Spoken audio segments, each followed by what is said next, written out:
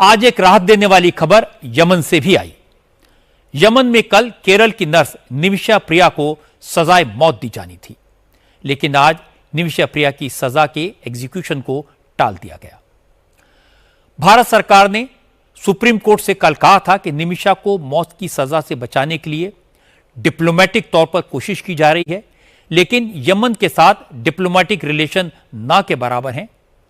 वह हमारा दूतावास भी नहीं है, इसलिए सरकार के पास बहुत ही लिमिटेड ऑप्शन है। लेकिन आज शशि थरूर ने खुलासा किया कि डिप्लोमेटिक कंस्ट्रेंट के बीच रिलीजियस लीडर के रिलेशंस काम आए।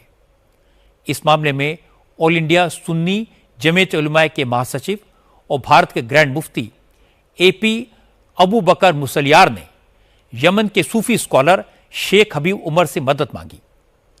शेख हबीब उमर बिन हाफिज यमन की शूरा काउंसिल के मेंबर हैं और उनका यमन पर काफी प्रभाव है। मुसलियार की पहल काम आई। हबीब उमर बिन हाफिज की अपील का असर हुआ।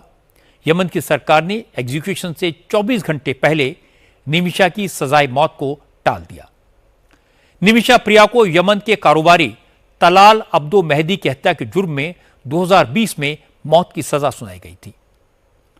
यमन की सुप्रीम जुडिशियल काउंसिल ने 2023 में निमिषा की माफी की अर्जी खारिज कर दी थी। निमिषा को 16 जुलाई यानी कल मौत की सजा दी जानी थी। वक्त कम था, बेचैनी ज्यादा थी। निमिषा प्रिया 2012 में यमन गई थी।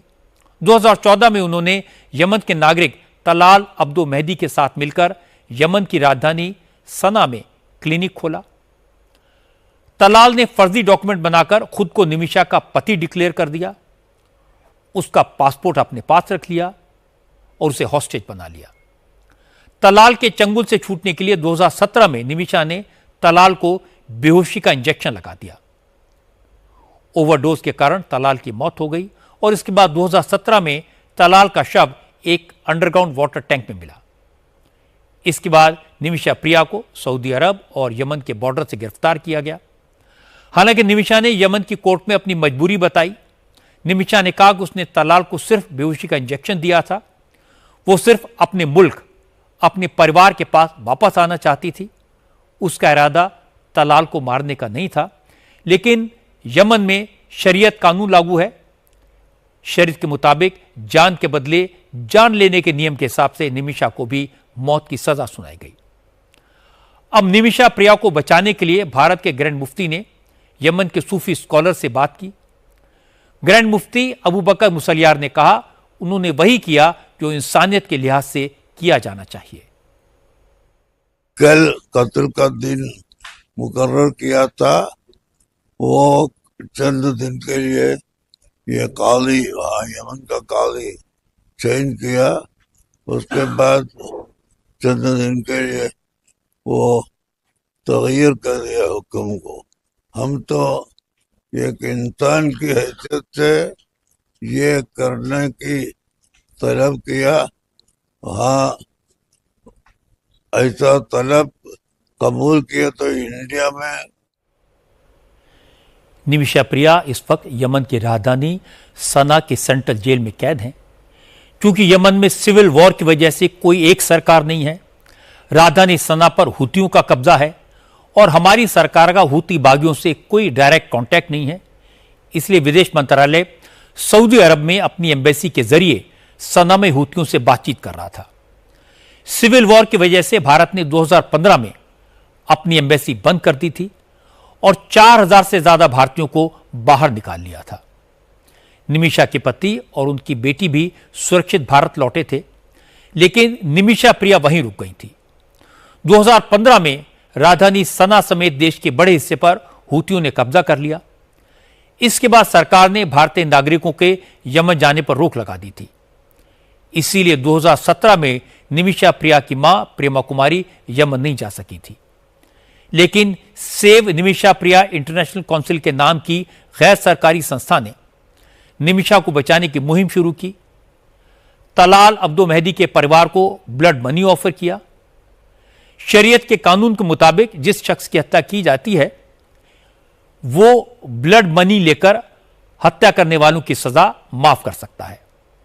अब तक तो तलाल का परिवार ब्लड मनी के बदले निमिषा को माफ करने के लिए तैयार नहीं था, लेकिन ग्रैंड मुफ्ती मुसलियार की पहल के बाद यमन के सूफी स्कॉलर शेख हबीब उमर बिन हाफिज ने एक बार फिर से तलाल अब्दुल मेहदी के परिवार से बातचीत शुरू की। क्योंकि शेख हबीब उमर यमन की शूरा काउंसिल के मेंबर हैं, इसलिए निमिषा प्रिया की सजा माफ कराने में उनकी बड़ी भूमिका हो सकती है। हालांकि निमिषा की मौत की सजा माफ होगी या बरकरार रहेगी, ये बहुत कुछ तलाल अब्दुल मेहदी की फैमिली पर निर्भर करेगा कि वो ब्लड मनी के बदले माफी देने को तैयार होते हैं या नहीं। सेव निमिषा प्रिया इंटरनेशनल काउंसिल ने निमिषा प्रिया की माफी के बदले ब्लड मनी के तौर पर $1 करोड़ देने का ऑफर दिया है। ग्रैंड मुफ्ती अबू बकर मुसलियार ने बताया कि तलाल अब्दुल की फैमिली के कुछ मेंबर ब्लड मनी के लिए राजी हैं, लेकिन परिवार के कुछ मेंबर्स ऐसे हैं जो अभी इसके लिए तैयार नहीं है। उनको मनाने की कोशिश की जा रही है। इस्लाम में कत्ल के बजाय दियत देना, कवद देना, यह भी है। ऐसा दियत कबूल फरमाएगा या करेगा या नहीं करेगा, ये आप पूछ के, अगर दियत कबूल होना हो तो वो देने के लिए इधर पार्टी तैयार है। ये बात तो क्लियर है कि निमिषा के साथ यमन में धोखा हुआ। निमिषा के बिजनेस पार्टनर ने उसका पासपोर्ट रख लिया, बिजनेस का सारा पैसा हजम कर लिया, निमिषा को हॉस्टेज बना लिया। निमिषा ने अपना पासपोर्ट हासिल करने के लिए परिवार के पास वापस लौटने की नीयत से तलाल को बेहोशी का इंजेक्शन दिया, लेकिन ओवरडोज के कारण उसकी मौत हो गई। यानी मामला गैर इरादतन हत्या का है। लेकिन शरीयत कानून में तो खून के बदले खून, आंख के बदले आंख का नियम लागू होता है। यमन से बात करने के लिए भारत के पास कोई डिप्लोमेटिक चैनल भी नहीं है, इसलिए सारे रास्ते बंद हो चुके थे। लेकिन हमारे देश में तो मान्यता है कि जब सारे रास्ते बंद हो जाते हैं तो ईश्वर का सहारा काम आता है। ग्रैंड मुफ्ती निमिषा के लिए फरिश्ता बनकर आए। उनकी कोशिश से निमिषा की मौत की सजा टल गई है, लेकिन रद्द नहीं हुई है। भगवान से प्रार्थना करनी चाहिए कि ग्रैंड मुफ्ती की कोशिश कामयाब हो, तलाल के परिवार वाले ब्लड मनी लेकर निमिषा को माफ करने के लिए तैयार हो जाएं और भारत की बेटी फिर अपने वतन लौट आए।